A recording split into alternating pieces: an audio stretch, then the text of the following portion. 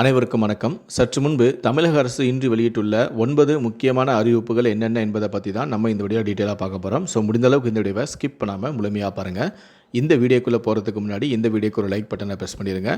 நீங்கள் இதுவரைக்கும் சேனலை சப்ஸ்கிரைப் பண்ணாமல் இருந்தீங்கன்னா மறக்காமல் சப்ஸ்கிரைப் பண்ணிக்கோங்க. கூடவே அந்த பெல் சிம்லையும் மறக்காமல் கிளிக் பண்ணிக்கோங்க.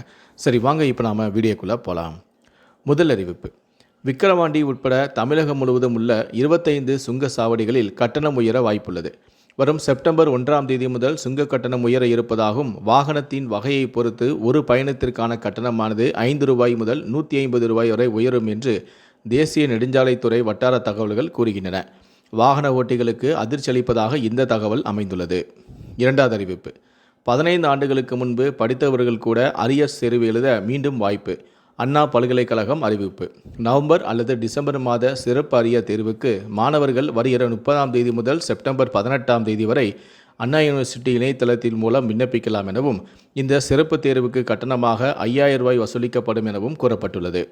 மூன்றாவது அறிவிப்பு: மாணவர்களின் கோரிக்கையை ஏற்று உயர்த்தப்பட்ட அண்ணா பல்கலைக்கழக தேர்வு கட்டணமானது நிறுத்தி வைக்கப்படுகிறது என அமைச்சரான பொன்முடி பேட்டியளித்திருக்கிறார்.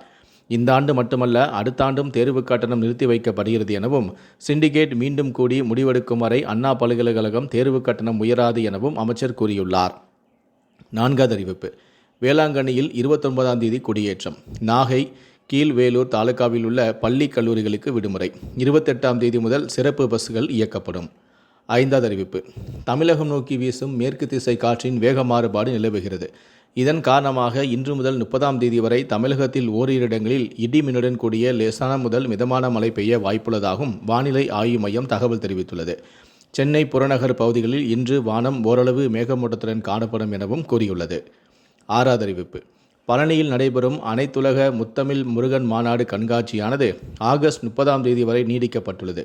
பொதுமக்களும் இலவசமாக பார்வையிடும் வகையில் கண்காட்சியை நீடித்து மாவட்ட ஆட்சியர் உத்தரவிட்டிருக்கிறார்.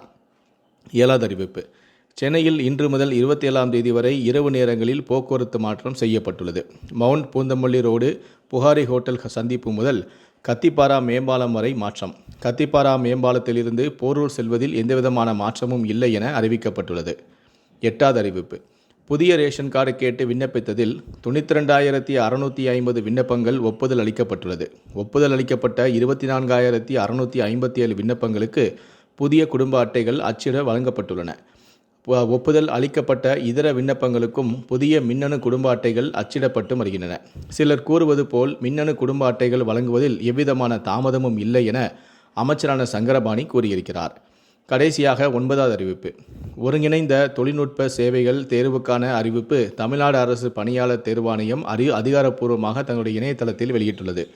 உதவி சோதனையாளர், MBI சிறப்பு மேற்பார்வையாளர், ஜூனியர் ட்ரக்கிங் அதிகாரி, சர்வேயர், தொழில்நுட்ப உதவியாளர், தொழில்நுட்ப வல்லுநர் மற்றும் பலர் உட்பட மொத்தம் 861 பணியிடங்களை நிரப்புவதற்கான அரசு தேர்வாணையம் திட்டமிடப்பட்டுள்ளது.